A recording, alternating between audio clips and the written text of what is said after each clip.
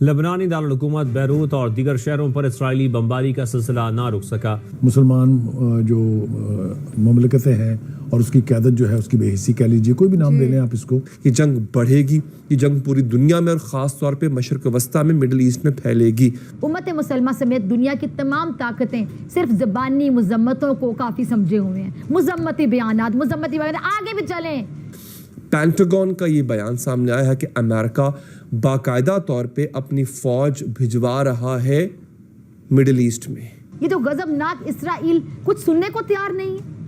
کیا اسکول، کیا ہاسپٹل، کیا پناہ گزینوں کے کیمپ اور کیا اقوام متحدہ کے ادارے اسرائیل کا جہاں دل چاہتا ہے، جہاں ان کا جی چاہتا ہے بمباری کر کے بربادی پھیر دیتے ہیں۔ اب لبنان میں جس قسم کے حملے کر رہا ہے اسرائیل، کیا اسرائیل کو کوئی روکنے والا نہیں ہے؟ کیونکہ جو لبنان میں ابھی تک ہلاکتوں کی تعداد ہو چکی ہے 570 ہو چکی ہے، بڑا کاؤنٹ ہے۔ امریکہ نے کہا جی کہ میرے شہری لبنان چھوڑ دیں، برطانیہ نے کہا میرے بھی چھوڑ دیں، فرانس نے کہا میرے بھی چھوڑ دیں۔ میں کیوں چھوڑ دیں؟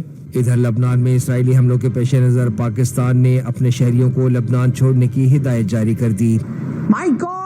میرا ذاتی خیال یہ ہے کہ لبنان کو چاہیے کہ وہ اپنے سارے بارڈر سیل کرے، اپنی ساری فلائٹ بند کرے اور حکم دے کہ nobody can leave this country.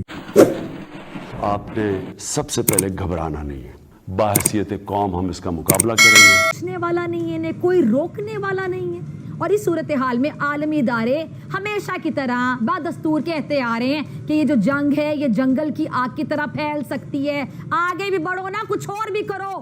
مشرق وسطیٰ جنگ کے دہانے پر کھڑا ہے، ایسے بیانات، اور اب یہ ہوتا ہوا لگ بھی رہا ہے کہ جب دیکھیں ذرا لبنان سے حزب اللہ کے راکٹ حملوں کے بعد اسرائیلی طیاروں نے لبنان کا باقاعدہ رخ کر لیا۔ اب اسرائیلی طیاروں نے آپ کو پتہ ہے کہ کل کیا کیا، الصبح لبنان کے جو مختلف علاقے ہیں وہاں پہ شدید بمباری کی ہے۔ میرا ذاتی خیال یہ ہے کہ لبنان کو چاہیے کہ وہ اپنے سارے بارڈر سیل کرے، اپنی ساری فلائٹ بند کرے اور حکم دے کہ nobody can leave this country.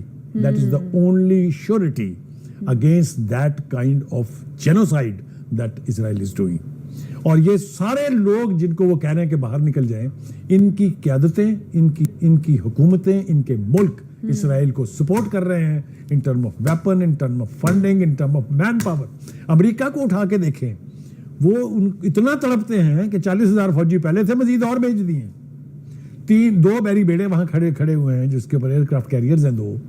وہ بھائی آپ ظالم کا ساتھ دینے کے لیے آ رہے ہیں، اور آپ یہ کہہ رہے ہیں کہ ہمارے لوگوں کو نکل جانے دیں، باقیوں کو ہم قتل کریں گے۔ یہی کہہ رہے ہیں نا، میسج کیا ہے؟ میسج یہ ہے کہ ہمارے بندے تو سیف ایگزٹ لے کے نکل جائیں، باقیوں کو برباد کرے اسرائیل، چاہے جو مرضی کرے۔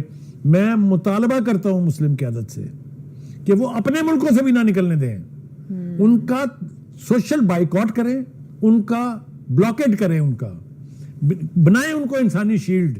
کوئی خرابی نہیں ہے، ویسے بھی تو بناتے ہیں نا جب ظلم کرنا ہوتا ہے۔ تو آپ ان کا داخلہ جو ہے، ان کا جو اخراج ہے، اس کو روکیں جس حد تک آپ روک سکتے ہیں۔ That's the only way to stop Israel from carpet bombing of Lebanon. مجھے سمجھ میں نہیں آتی ہے یہ کس عالمی ضمیر کا رونا روتے ہیں آپ؟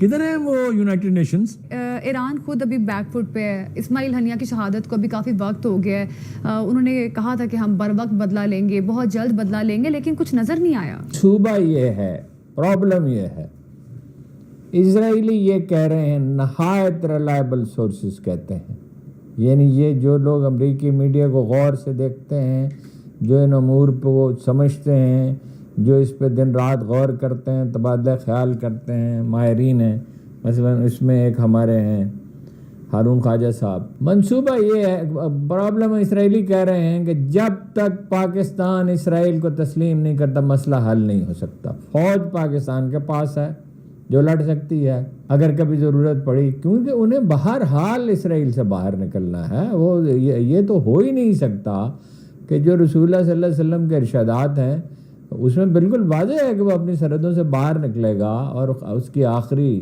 اور مدینہ منورہ تک جائے گا۔ اردن سے وہ کہہ چکے ہیں ہمیں سعودی عرب تک سڑک بنانے دیں، جائیدادیں وہ خرید چکے ہیں۔ امریکی شہری جو ہے وہ جائیداد خریدتا ہے تو وہ ضروری ہے اس میں کوئی اس کا مذہب کا خانہ ہو، لیکن ہماری اپنی انٹیلیجنس ایجنسیوں کے اطلاعات یہ ہیں کہ امریکی یہودی وہاں جائیداد خرید چکے ہیں اور غیر مسلموں کو حجاز میں داخل ہونے کی اجازت دے دی گئی ہے۔ اور جو جدھر رسول اللہ نے پیشین گوئیاں کی تھی کہ جب تک بت پوجے نہیں جائیں گے عرب میں، اور پہلا مندر جو ہے وہ بن گیا ہے، मुद्देदार अरब अमारात में और सब खराफात सऊदी अरब में शुरू हो गई है। पाकिस्तान को पेशकश की जा सकती है कर्जे माफ करने की। इससे पहले लबनान में जो पेजर्स और वॉकी टॉकीज में जो बम धमाके हुए थे, उसके बाद इसराइल ने अब लबनान का जो मोबाइल फोन नेटवर्क है उसको हैक कर लिया। देखें कितना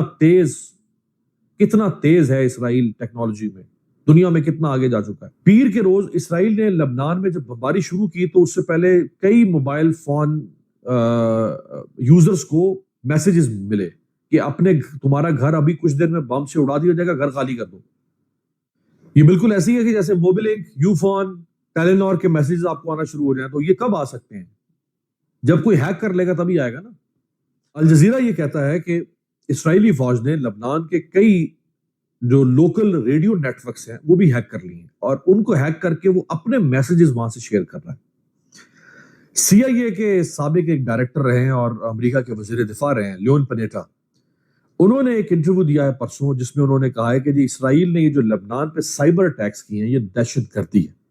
अब ये CIA का अपना डायरेक्टर कह रहा है जो अमेरिका का वजीर दिफा भी रहा है, और उन्होंने कहा है कि दुनिया को तो इसको सीरियस लेना चाहिए, ये कोई मामूली बात नहीं है। और उन्होंने ये भी कहा है कि मैं जो आपसे कह रहा हूं आप लिख कर रख लें कि इसराइल की इन हरकतों को अगर ना रोका गया तो ये मुस्तकबिल की बहुत बड़ी जंग होगी। ये अमेरिका का वजीर दिफा कह रहा है साबिक। दूसरी तरफ हिजबुल्लाह ने गजा जंग शुरू होने के बाद पहली दफा तल अबीब, इसराइल का दिल, वहां पर मिसाइल से हमला किया है। अगरचे इसराइली जो डिफेंस सिस्टम है उसने उसको नाकाम बना दिया है, लेकिन ये हिजबुल्लाह की पहली ये कार्रवाई है।